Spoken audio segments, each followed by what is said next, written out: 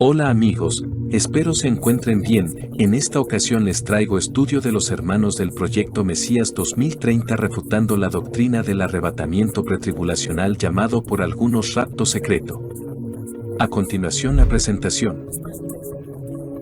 Razonemos juntos, un desafío bíblico al rapto pretribulacionista. Isaías capítulo 1 versículo 18. Venid ahora, y estemos a cuenta, dice el Señor Jehová.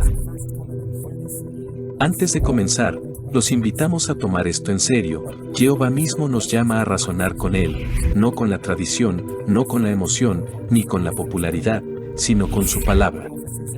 La verdad no se determina por cuántos la crean, sino por si se alinea con las Escrituras. Así que aquí está la pregunta fundamental que todos debemos hacernos: ¿estamos realmente dispuestos a desafiar lo que siempre se nos ha enseñado si contradice la lectura simple de las Escrituras? Esta es una pregunta desafiante. La mayoría de nosotros fuimos criados en tradiciones, denominaciones o sistemas que nos enseñaron a esperar un escape de la tribulación, una salida repentina y secreta de la tierra llamada el rapto. Pero, ¿qué pasa si la Biblia enseña algo muy diferente? Comencemos con algo de claridad en los términos. La palabra rapto no se encuentra en la Biblia. Se deriva del latín rapio, que es la traducción de la palabra griega arpás, que significa arrebatar o alcanzar. Encontramos arpás en Primera de Tesalonicenses 4:17, donde Pablo dice: Luego nosotros los que vivimos, los que hayamos quedado, seremos arrebatados juntamente con ellos en las nubes para recibir al Señor en el aire. Así que sí, el concepto de ser arrebatado es ciertamente bíblico. La cuestión no es si habrá una reunión o un arrebato. La verdadera cuestión, la cuestión crucial, es cuándo sucede y por qué sucede.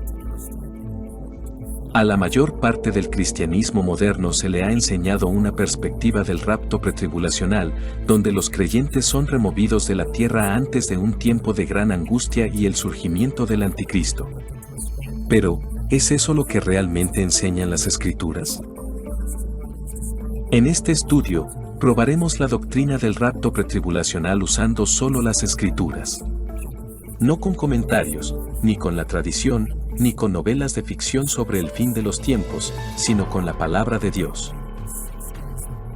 Nuestro objetivo es simple: demostrar que la doctrina del rapto pretribulacionista no solo no tiene respaldo bíblico, sino que se contradice directamente con la cronología que Yeshua, Pablo y Juan establecen claramente.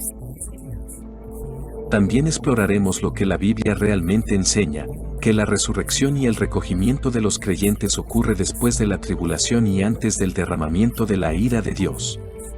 Este sería un rapto antes de la ira y después de la tribulación, y es la postura que mejor armoniza con toda la Escritura. Como siempre, los invitamos a examinarlo todo y a razonar con nosotros, usando toda la palabra de Dios. Comencemos. Fundamentos y definiciones. Antes de que podamos entender correctamente el momento del rapto, debemos sentar las bases adecuadas. Esto comienza con permitir que la Biblia defina sus propias categorías y términos. Con demasiada frecuencia, la teología no se basa en el texto en sí, sino en frases y tradiciones artificiales que nunca aparecen en las Escrituras. Así que empezamos aquí, con la terminología. 1. Terminología y el peligro del lenguaje no bíblico. Las palabras importan. Y las palabras que usamos para describir las doctrinas bíblicas a menudo dan forma a la manera en que las entendemos, incluso si los conceptos subyacentes no están respaldados por las Escrituras. Algunos de los términos más utilizados en las discusiones sobre el fin de los tiempos incluyen: rapto, si bien el concepto de ser arrebatado es bíblico, arpás en Primera de Tesalonicenses 4:17, el término rapto en sí no se encuentra en la Biblia. Es un término derivado del latín que se ha asociado con todo un sistema teológico, a menudo cargado de suposiciones, como el tiempo, el secreto y el escape de la tribulación, que no se encuentran en el texto. Era de la Iglesia, esta frase nunca aparece en las Escrituras. Si bien la eclesia, asamblea, se menciona tanto en el Antiguo como en el Nuevo Testamento, la idea de una era distinta que reemplaza a Israel o separa a los creyentes en diferentes categorías es una construcción de la teología dispensacional, no del lenguaje bíblico. Santos de la tribulación. La Escritura habla de santos, personas santas, en ambos testamentos, pero nunca clasifica a los creyentes en aquellos que se salvaron antes de la tribulación y aquellos que se salvaron durante ella. Esta distinción artificial se inventó para respaldar la teoría del rapto pretribulacionista. La Biblia habla de un solo cuerpo, una sola fe, una sola primera resurrección y un solo regreso del Mesías.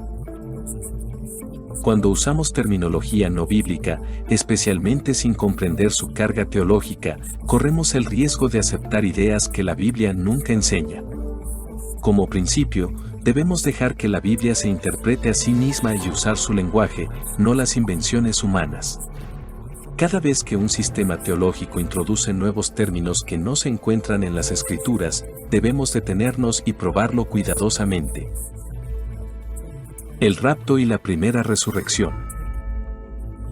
Veamos ahora los pasajes más fundamentales que se citan a menudo para respaldar lo que muchos llaman el rapto. Primera de Tesalonicenses capítulo 4 versículos 16 y 17. Porque el Señor mismo con una voz de mando, con voz de arcángel y con el sonido de la trompeta de Dios, descenderá del cielo. Y los muertos en Cristo resucitarán primero. Luego nosotros los que vivimos, los que hayamos quedado, seremos arrebatados juntamente con ellos en las nubes para recibir al Señor en el aire, y así estaremos siempre con el Señor. Esta es la descripción más clara y detallada en el Nuevo Testamento de la resurrección y la reunión de los creyentes. Es lo que muchos llaman el rapto. Pero nota algo absolutamente crítico en la descripción de Pablo: este arrebatamiento está inseparablemente conectado a la resurrección de los muertos en el Mesías. Pablo claramente afirma que los muertos en Cristo resucitan primero, y luego los vivos son arrebatados junto con ellos. Esto significa que antes de que pueda ocurrir el arrebatamiento, primero veremos a los muertos volver a la vida. Este evento no se trata solo de la remoción del ser vivo, es, fundamentalmente, una resurrección. Y dado que la Biblia habla solo de dos resurrecciones principales de los muertos, Apocalipsis capítulo 20 versículos 4 al 6, debemos hacernos una pregunta seria: ¿cuál resurrección es esta? Comparemos ahora las palabras de Pablo con el único pasaje en toda la Escritura que nombra y describe explícitamente la primera resurrección. Apocalipsis capítulo 20 versículos 4 al 6. Entonces vi tronos, y sentados en ellos estaban los que tenían autoridad para juzgar. También vi las almas de los decapitados por causa del testimonio de Jesús, Yeshua, y por la palabra de Dios, y los que no habían adorado a la bestia ni a su imagen, ni recibieron la marca en sus frentes ni en sus manos. Volvieron a la vida y reinaron con Cristo 1000 años. Esta es la primera resurrección. Bienaventurado y santo el que participa de la primera resurrección. Vamos a desglosarlo. ¿Quién está incluido en la primera resurrección? Los decapitados por el testimonio de Yeshua. Los que se negaron a adorar a la bestia o tomar su marca. Los que están claramente vivos durante la gran tribulación, enfrentan persecución bajo el sistema de la bestia y son fieles hasta la muerte. ¿Cuándo ocurre la primera resurrección? Después del surgimiento de la bestia, Apocalipsis 13. Después de que se imponga la marca de la bestia. Después de que los santos sean martirizados por su fe. Después de la gran tribulación. Esto plantea un importante problema teológico para la perspectiva del rapto pretribulacional. Si Primera de Tesalonicenses 4 describe una resurrección de los muertos en el Mesías, lo cual claramente hace, y Apocalipsis 20 identifica la primera resurrección como posterior a la gran tribulación, entonces ambos eventos deben ser el mismo. La única conclusión bíblicamente consistente es esta. El rapto es la primera resurrección, y esta ocurre después de la gran tribulación. Por lo tanto, el rapto no puede ocurrir antes de la tribulación, como sugiere la perspectiva pretribulacionista. No hay base bíblica para insertar una resurrección anterior a la que la Escritura define como la primera. Entonces, ¿cómo responden los maestros pretribulacionistas a esto? Para evitar esta clara contradicción, algunos defensores de la pretribulación han intentado dividir la primera resurrección en múltiples fases o entregas. Argumentan que hay una primera resurrección inicial antes de la tribulación, compuesta por la Iglesia, y otra primera resurrección después de la tribulación, consistente en los mártires de la tribulación. Desde esta perspectiva, ambos son, de alguna manera, partes de una primera resurrección unificada, aunque ocurren en momentos diferentes, separados por años. Este es un intento de preservar la doctrina pretribulacionista al redefinir el significado de la primera resurrección. Pero seamos honestos, las Escrituras nunca dividen la primera resurrección en fases. Está la resurrección del Mesías, las primicias, y luego, a su regreso, la resurrección de todos los que le pertenecen. Esto es lo que las Escrituras llaman la primera resurrección, el evento singular y unificado cuando el pueblo de Dios resucita a la vida eterna con la aparición de Yeshua. Primera de Corintios 15 versículo 20, RVR 1960. Pero cada uno en su debido orden, Cristo, las primicias, luego, en su venida, los que pertenecen a Cristo. En ninguna parte de la Biblia se dice que la primera resurrección ocurre en segmentos, ni que diferentes grupos la experimenten en momentos diferentes. El lenguaje de Apocalipsis 20 es explícito.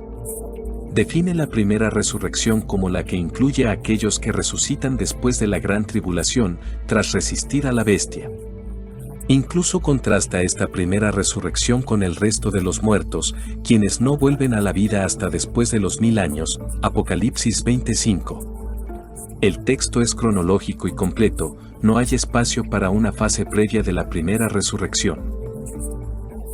Afirmar que la primera resurrección comienza antes de la tribulación, hace una pausa y luego termina después, no se deriva de la lectura simple del texto, es una solución teológica.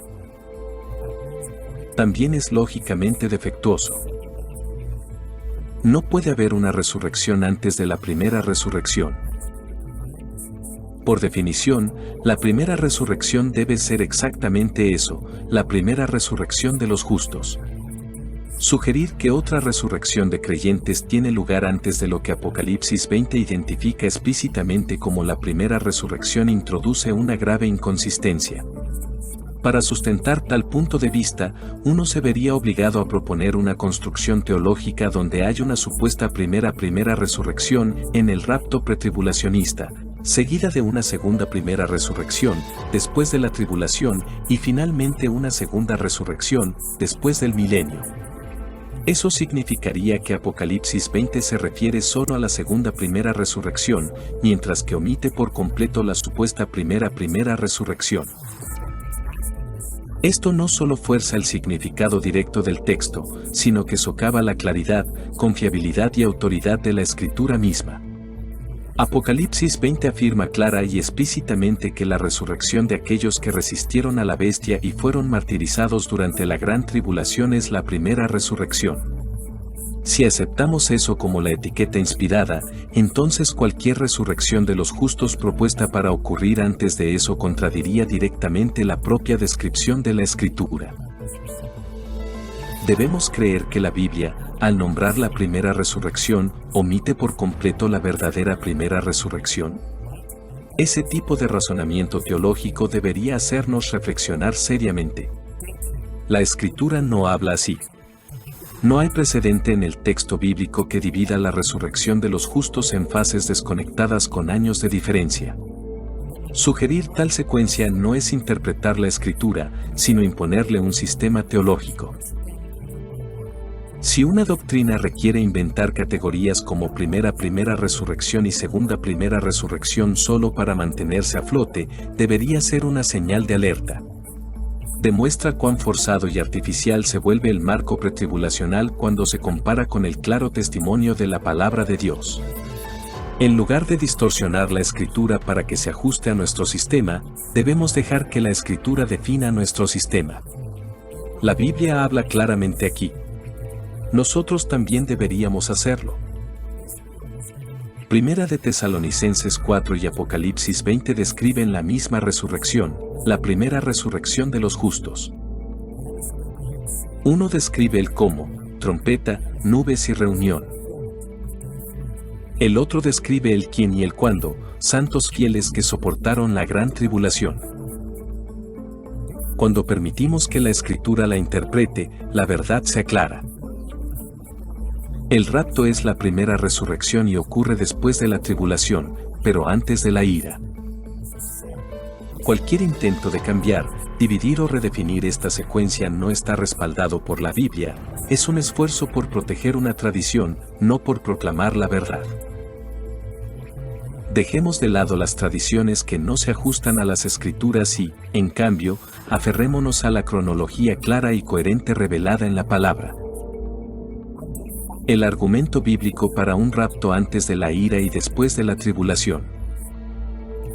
Cuando permitimos que las Escrituras definan su propia cronología, sin insertar categorías o tradiciones artificiales, el orden de los eventos del fin de los tiempos se vuelve mucho más sencillo que lo que a menudo se enseña en la escatología moderna.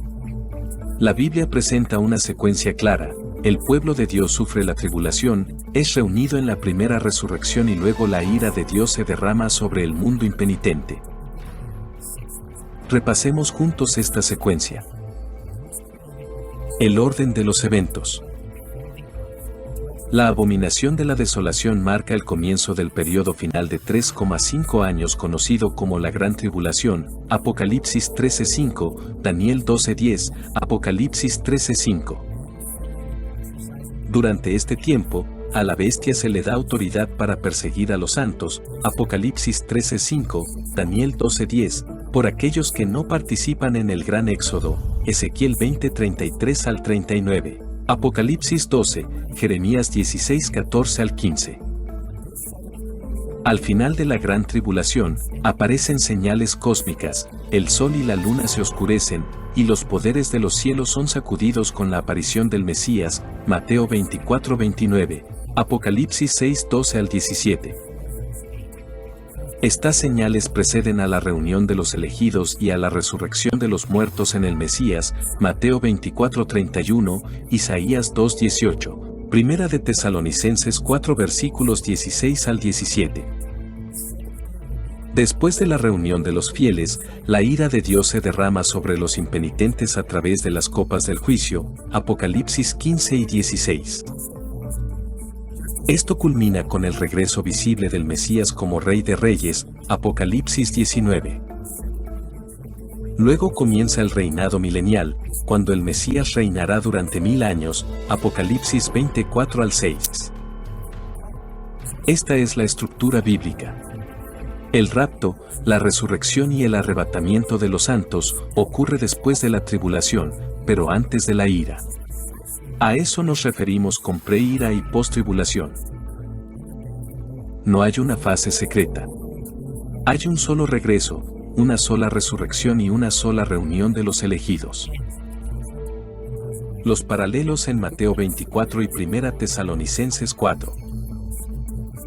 Comparemos ahora dos de los pasajes más citados sobre el fin de los tiempos, Mateo 24, Yeshua, y Primera de Tesalonicenses 4, Pablo. Muchos afirman que describen eventos diferentes, pero una comparación más detallada revela que describen el mismo evento con el mismo lenguaje. Por ejemplo, podemos ver los mismos elementos en ambos pasajes. El elemento de la trompeta en Mateo 24 versículo 31 dice, y enviará sus ángeles con gran voz de trompeta, Y en Primera de Tesalonicenses capítulo 4 versículo 16 dice: porque el Señor mismo con voz de mando, con voz de arcángel y con trompeta de Dios. Otro elemento en común son las nubes, por ejemplo Mateo 24:30 dice, viniendo en las nubes del cielo, y Primera de Tesalonicenses capítulo 4 versículo 17 dice: seremos arrebatados en las nubes. Otro elemento en común es la reunión de los santos. Por ejemplo en Mateo 24:31 dice, y juntarán a sus escogidos, de los cuatro vientos, desde un extremo del cielo hasta el otro. Por otro lado, Primera de Tesalonicenses capítulo 4 versículo 17 dice algo similar, donde dice arrebatados, para recibir al Señor en el aire. El último elemento a analizar es la aparición del Mesías, donde en Mateo 24:30, y verán al Hijo del Hombre, y en Primera de Tesalonicenses capítulo 4 versículo 16 dice, el Señor mismo descenderá y que los muertos en Cristo resucitarán primero. No hay base para separarlos en diferentes eventos. Pablo simplemente está enseñando lo que Yeshua ya expuso en Mateo 24. Yeshua dijo que su venida ocurriría después de la tribulación, Mateo 24, 29-31, y Pablo dice que la misma reunión ocurre en la resurrección de los muertos en Cristo. Se están refiriendo al mismo momento en la historia, la misma trompeta, la misma aparición, la misma reunión.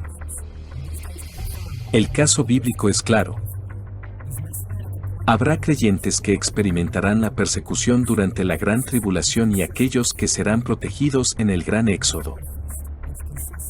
Todos los creyentes son reunidos y resucitados después de las señales cósmicas y antes de la ira.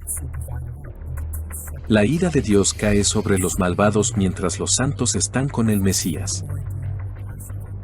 Entonces comienza el reinado de Yeshua en la tierra por 1000 años. Hay una segunda venida, una primera resurrección y una reunión de los elegidos, y sucede después de la tribulación pero antes de la ira. Este es el rapto pre-ira, post-tribulación, y es la única línea de tiempo que armoniza toda la Escritura, exponiendo las debilidades de la posición pre-tribulación. Mientras que el rapto pretribulación se ha convertido en una creencia dominante en el cristianismo occidental moderno, es importante notar que es una doctrina relativamente reciente, desarrollada formalmente en el siglo XIX. Más importante aún, no surge de una lectura simple de la Escritura, se construye por inferencia, suposición y sistemas teológicos impuestos sobre el texto en lugar de extraídos de él. Echemos un vistazo más de cerca a tres debilidades principales de la visión pretribulación. Falta de apoyo bíblico. El primer y más obvio problema con el rapto pretribulación es este. No hay un solo versículo en la Biblia que diga que el rapto sucede antes de la tribulación. Ni uno. No hay ningún pasaje que declare claramente que los creyentes serán removidos antes de que se levante el anticristo, antes de la marca de la bestia, o antes de que comience la gran tribulación. Los maestros pretribulacionistas se basan completamente en suposiciones derivadas de inferencias, interpretaciones simbólicas y silencio. Algunos ejemplos incluyen Apocalipsis capítulo 4 versículo 1, algunos afirman que el llamado de Juan al cielo simboliza el rapto. Pero el texto nunca llama a este evento el rapto, la resurrección ni la reunión de los elegidos. Apocalipsis capítulo 3 versículo 10, guardados de la hora de la prueba. Sin embargo, esto se refiere a protección, no a remoción, y coincide con lo que vemos en el tema principal del Éxodo, Apocalipsis capítulo 12 versículos 6 al 14. Primera de Tesalonicenses capítulo 5 versículo 9, no destinados a la ira. Cierto. Pero la ira no es lo mismo que la tribulación, aunque muchos confunden erróneamente ambas. La doctrina pretribulacionista no se basa en lo que la Escritura enseña claramente, sino en lo que no dice explícitamente. Se apoya en gran medida en inferencias, suposiciones y silencio, en lugar de evidencia bíblica sólida y directa. Uno de sus defectos más fundamentales es la confusión entre tribulación e ira. Bíblicamente, la tribulación es lo que el mundo inflige a los fieles, o lo que Jehová permite como medio para probar y refinar a su pueblo o llamar al arrepentimiento a los impenitentes. Es un tiempo de refinamiento, perseverancia y testimonio. La ira, en cambio, no es correctiva, sino judicial, es el derramamiento del justo juicio de Dios sobre los malvados, derramado solo después de que haya pasado la oportunidad de arrepentirse. Combinar estos dos conceptos distintos conduce a un grave error teológico y crea falsas expectativas sobre lo que se le promete al pueblo de Dios que soportará. De hecho, esta confusión es una de las principales razones por las que existen los debates sobre el momento del rapto. Si vamos a ser personas de la palabra, nuestra doctrina debe provenir de lo que está escrito, no de lo que se imagina entre líneas. Confusión sobre la inminencia. Uno de los argumentos más comunes para la perspectiva pretribulacionista es la idea de la inminencia, que Yeshua podría regresar en cualquier momento. La lógica es la siguiente: si el rapto no es antes de la tribulación, entonces podríamos calcular el regreso del Mesías con base en ciertos eventos, y por lo tanto, su regreso ya no sería inminente. Pero las Escrituras no enseñan que Yeshua podría regresar en cualquier momento.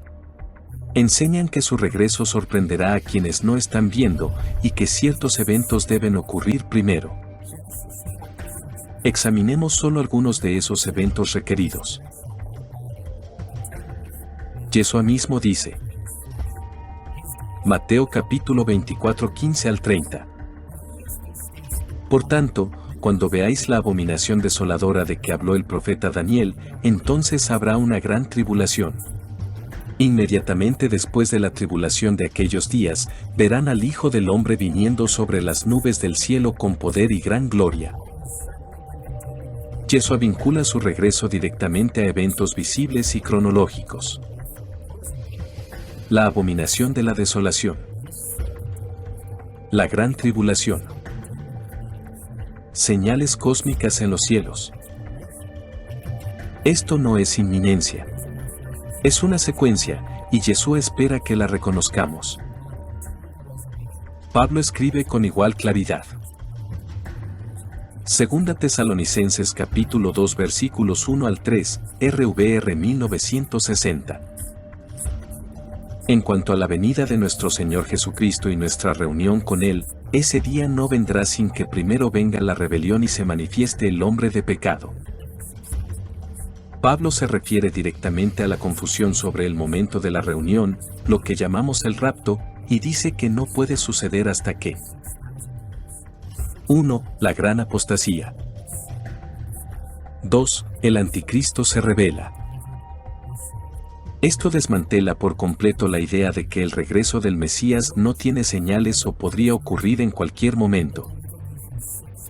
El regreso del Mesías será, de hecho, inesperado para los que no están preparados, pero no es incognoscible para los sabios que están observando y discerniendo las señales. A muchos se les ha enseñado que nadie sabe el día ni la hora y, por lo tanto, nadie puede ni debe saberlo.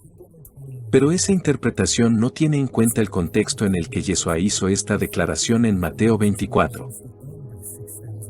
Es cierto que en el primer siglo, el Mesías dijo. Mateo capítulo 24 versículo 36. Pero respecto al día y la hora nadie sabe, ni siquiera los ángeles del cielo, ni el Hijo, sino solo el Padre. Estamos de acuerdo en que Yeshua, en su humildad, no conocía el momento en ese momento, y que esto fue por diseño del Padre. En ese momento, las señales proféticas aún no se habían desarrollado y el entendimiento estaba sellado. Pero eso no significa que siempre se tuvo la intención de que permaneciese desconocido. De hecho, a Daniel se le dijo que el entendimiento de la profecía del fin de los tiempos estaría sellado hasta el tiempo del fin, y que los sabios entenderían. Daniel capítulo 12 versículos 9 y 10. Anda, Daniel, porque estas palabras están cerradas y selladas hasta el tiempo del fin, y ninguno de los malvados las entenderá, pero los sabios entenderán. Esto significa que llegaría un tiempo, cerca del fin, cuando el conocimiento sellado sería desellado, y los fieles discernirían lo que una vez estuvo oculto. Para subrayar esto aún más, Yeshua inmediatamente sigue su declaración de nadie sabe el día ni la hora en Mateo capítulo 24 versículos 37 al 39 con una comparación con los días de Noé. Mateo capítulo 24 versículos 37 al 39, ESV, porque como fueron los días de Noé, así será la venida del Hijo del Hombre. Porque como en los días antes del diluvio estaban comiendo y bebiendo, casándose y dando en casamiento, hasta el día en que Noé entró en el arca, y no se dieron cuenta hasta que vino el diluvio y los arrastró a todos. Así será también la venida del Hijo del Hombre. Ahora bien, aquí está la clave, Yeshua no está diciendo que Noé no lo supiera. De hecho, a Noé se le dijo con 7 días de anticipación cuando comenzaría exactamente el diluvio. Génesis 7:4, RVR 1960. Porque dentro de 7 días enviaré lluvia sobre la tierra, Génesis 7:4. Muchos que defienden la idea de la inminencia, que nadie puede saber jamás el momento del regreso del Mesías, suelen señalar los días de Noé como prueba, especialmente porque ese ejemplo aparece en el mismo contexto donde Yeshua dice que nadie sabe el día ni la hora, Mateo 24:36. Argumentan que, al igual que en tiempos de Noé, el juicio venidero llegará sin previo aviso. Pero un análisis más detallado del texto revela algo muy diferente y quizás sorprendente para quienes sostienen la teoría de la inminencia. Noé sí sabía el día exacto en que comenzaría el diluvio. En Génesis 7:4, Jehová le dijo claramente, porque dentro de 7 días enviaré lluvia sobre la tierra. ¿Por qué se le dio a Noé este conocimiento? Porque era justo, obediente y andaba en pacto con Dios.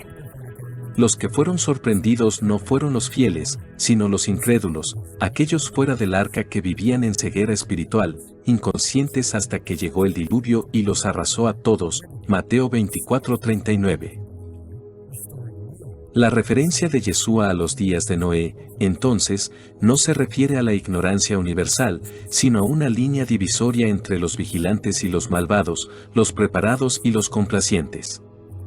No es que nadie conocerá el día al acercarse el fin, sino que los malvados no lo entenderán, mientras que los sabios sí, Daniel 12:10. Así como fue en los días de Noé, así será en la venida del Hijo del Hombre.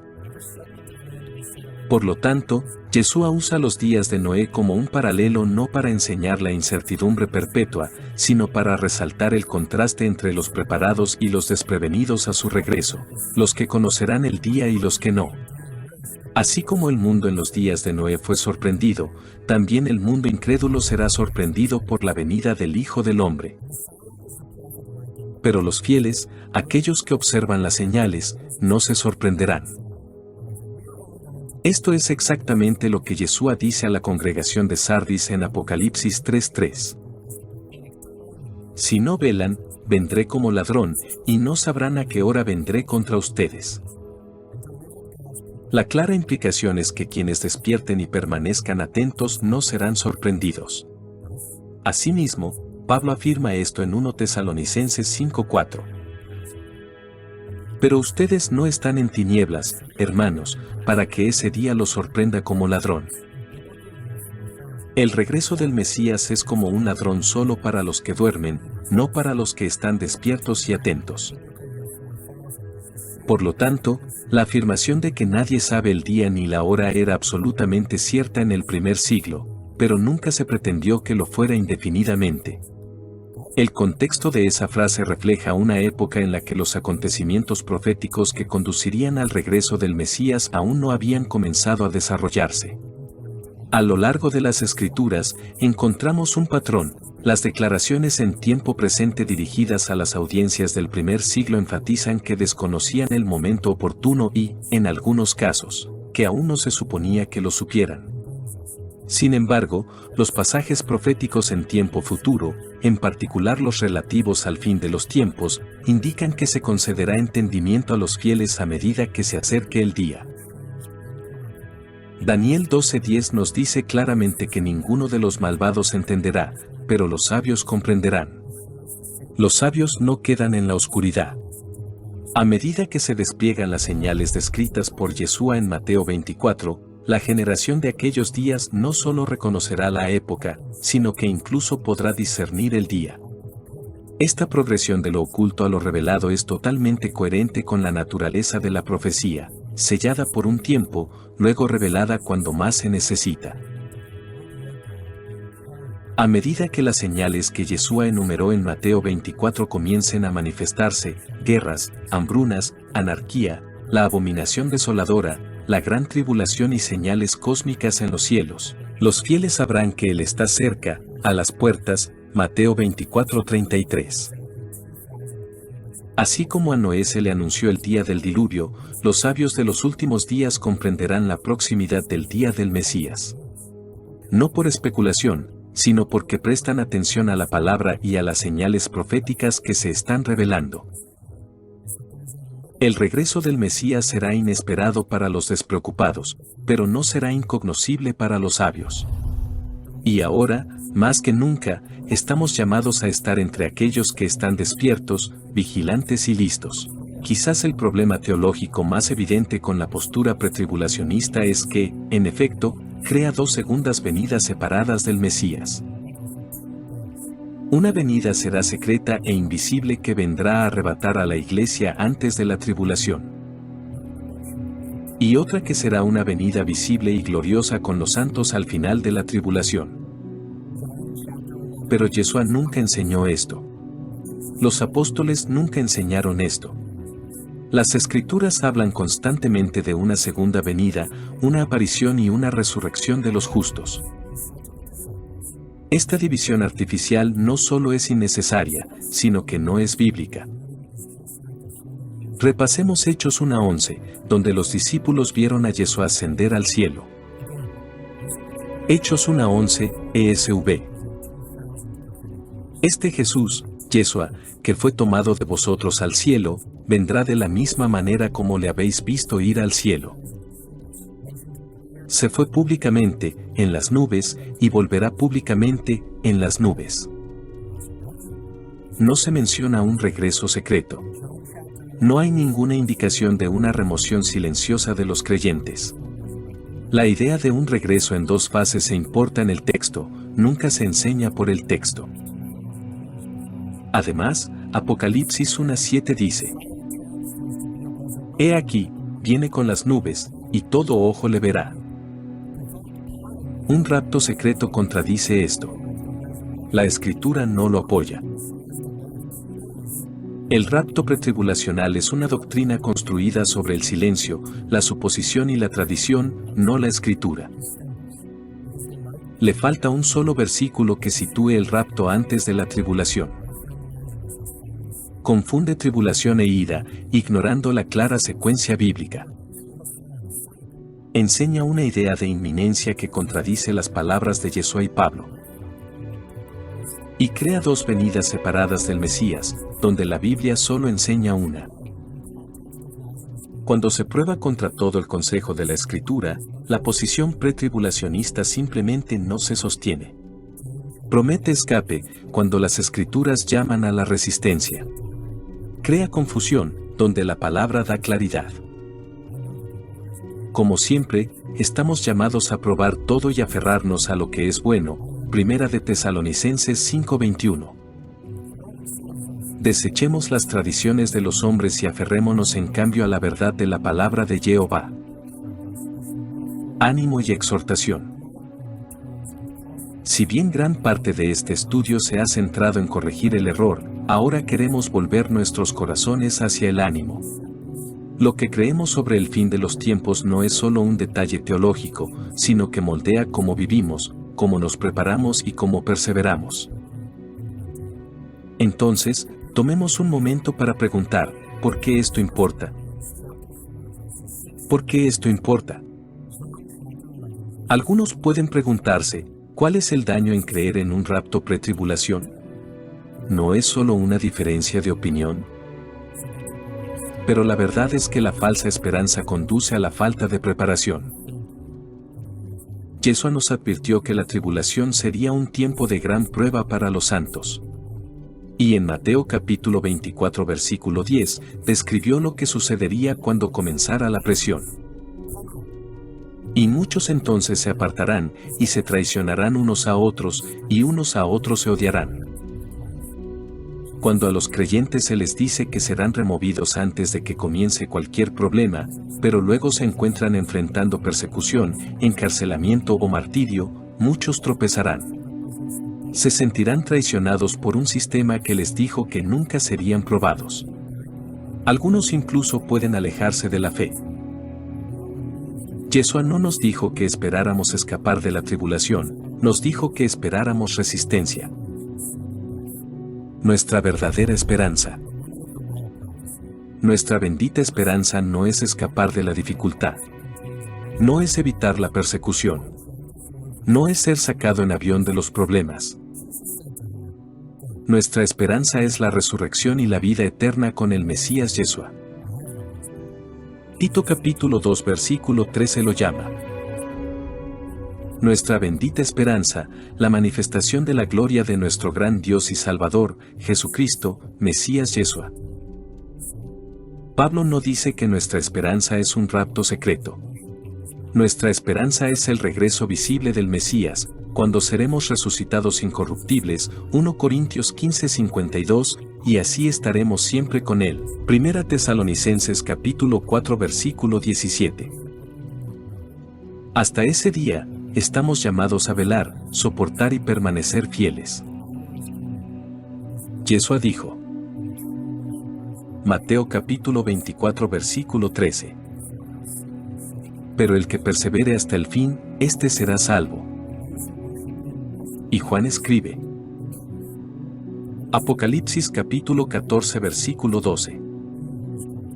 Aquí hay un llamado a la perseverancia de los santos, aquellos que guardan los mandamientos de Dios y su fe en Jesús, Yeshua. No estamos llamados a escapar, estamos llamados a vencer. Protección durante el gran éxodo. Si bien no se nos promete escape, se nos muestra en las Escrituras que muchos estarán protegidos durante la gran tribulación. Apocalipsis 12 describe a una mujer, símbolo del pueblo de Dios, a quien se le da un lugar en el desierto, donde es nutrida y preservada durante 1260 días, Apocalipsis 12, 6, 14. Esto hace eco del primer éxodo, cuando Jehová liberó a su pueblo en el desierto y cuidó de ellos durante un tiempo de juicio sobre Egipto. Nosotros, como muchos, nos referimos a este patrón como el gran éxodo, un tiempo en el que Jehová reúne y protege a su remanente fiel en medio del juicio. Pero note, protección no significa escape universal. Algunos serán martirizados. Apocalipsis 6, 9-11, Apocalipsis 13:7 y Apocalipsis 20:4 lo dejan claro. Pero aquellos que dan su vida son honrados, son resucitados en la primera resurrección y reinarán con el Mesías durante 1000 años. Conclusión. Hemos recorrido las Escrituras desde los profetas hasta Pablo, desde las enseñanzas de Yeshua hasta las visiones de Juan. Y lo que hemos encontrado es consistente y claro. El rapto antes de la tribulación no solo no tiene respaldo, sino que es contradicho por las Escrituras. El rapto, lo que Pablo llama la resurrección y reunión de los elegidos, tiene lugar después de la gran tribulación y antes de que la ira de Dios se derrame sobre la tierra. Yeshua, Mateo 24. Esta no es solo la enseñanza de un solo pasaje, es el mensaje unificado de Pablo, 1 Tesalonicenses 4:5, 2 Tesalonicenses 2. Juan, Apocalipsis 6-20. El momento del rapto es postribulacional y preida, y se alinea perfectamente con las fiestas de Jehová, el calendario bíblico y los patrones proféticos presentes en las Escrituras desde Génesis hasta Apocalipsis. Esta perspectiva no solo se ajusta a la lectura sencilla de pasajes escatológicos clave, sino que también armoniza con los tiempos señalados y la estructura rítmica del plan redentor de Dios. Si bien quienes sostienen perspectivas alternativas sobre el momento del rapto aún pueden tener preguntas, ya que esta enseñanza pretende servir como un resumen general, no como un tratamiento exhaustivo, confiamos en que esas preguntas son abordables. Así que ahora nos queda esto. ¿Prepararemos nuestros corazones para perseverar o pondremos nuestra esperanza en escapar? ¿Estaremos entre las vírgenes prudentes, despiertas y listas, o dormiremos, pensando que el novio se demora? Estemos despiertos. Estemos atentos. Y seamos fieles, pase lo que pase. Apocalipsis capítulo 19 versículo 9. Bienaventurados los que están invitados a la cena de las bodas del Cordero. Un agradecimiento especial a los hermanos del Proyecto Mesías 2030 por su labor en la difusión de la verdad bíblica. Hasta la próxima. Que Dios les bendiga abundantemente.